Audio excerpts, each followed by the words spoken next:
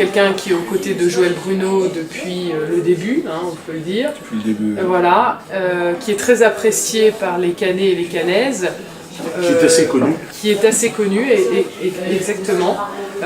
En plus, je pense qu'on est tous les deux sur une même ligne. On n'est pas une droite trop forte, on est une droite voilà, classique, mais on n'est pas...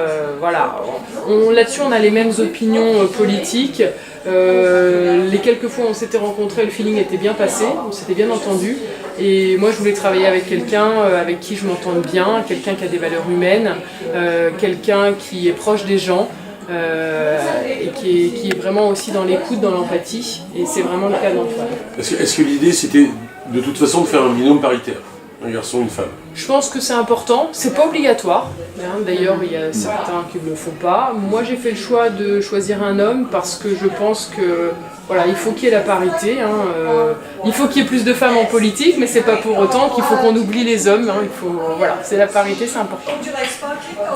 Pourquoi avoir choisi d'accepter d'être suppléant d'un autre groupe sur la deuxième circonscription? Ahmad vient de le dire, c'est vrai, on partage les mêmes valeurs humaines et ça c'est important pour moi. C'était le plus important? Non, c'est pas, je veux dire, c'est un package, c'est-à-dire c'est un tout. Mais ça en fait partie, c'est-à-dire que c'est très important parce que c'est vrai, tous les deux on n'est pas une droite dure. On est, je veux dire, moi je participe à beaucoup d'événements liés à des associations ou de par mon métier par exemple, j'ai fait pas mal de coaching, donc j'ai besoin de cette valeur ajoutée côté relations humaines et surtout savoir être dans l'écoute. Et avec Ahmad, c'est-à-dire que quand j'essaie de lui parler, elle est là, elle écoute. Et puis quand elle me parle aussi, elle sait que je l'écoute. Et puis on échange énormément entre nous. Et puis moi simplement, c'est quand elle m'a demandé, j'étais flatté. Et puis je dis pourquoi moi? C'est la première question que je lui dis. Je dis mais pourquoi moi? Je sais pas, il y en a d'autres qui sont nés ici.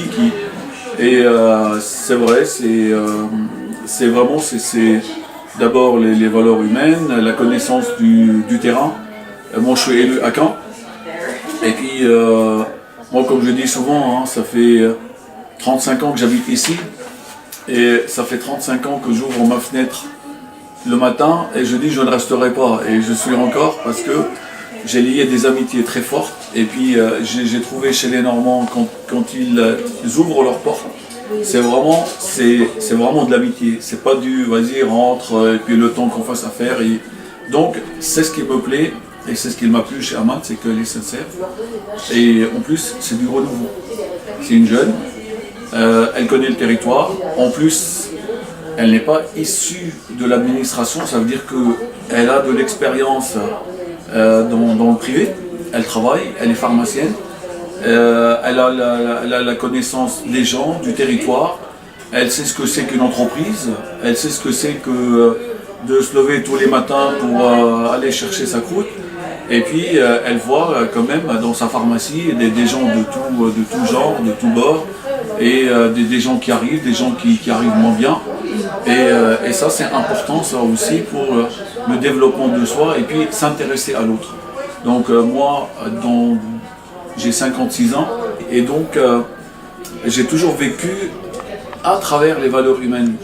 Et c'est ce que je dis toujours, si les autres n'étaient pas là, je ne serais pas aujourd'hui ce que je suis et je ne ferais pas tous les projets que je fais à côté. Donc, confiance en la nature humaine. Voilà, la confiance dans la nature humaine, et c'est ce que j'ai retrouvé chez Ahmad, c'est-à-dire que elle sait l'importance de la valeur de l'autre pour atteindre l'objectif. Et elle sait très bien qu'elle ne peut pas aller tout seul, comme je sais que je ne peux pas aller tout seul.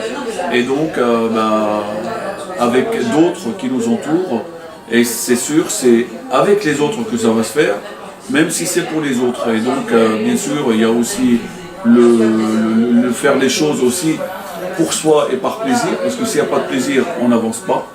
Et donc, mais c'est important aussi de dire, voilà, quel est le but de la mission et quel est l'objectif. Vous, Ahmad Rounou, vous engagez sur une circonscription qui n'est pas facile. Qu'en deux, il y a beaucoup de gens qui ont de gros problèmes sociaux. Vous êtes attentive à ça de par votre expérience en tant que professionnel de santé? Oui, des gens qui ont des soucis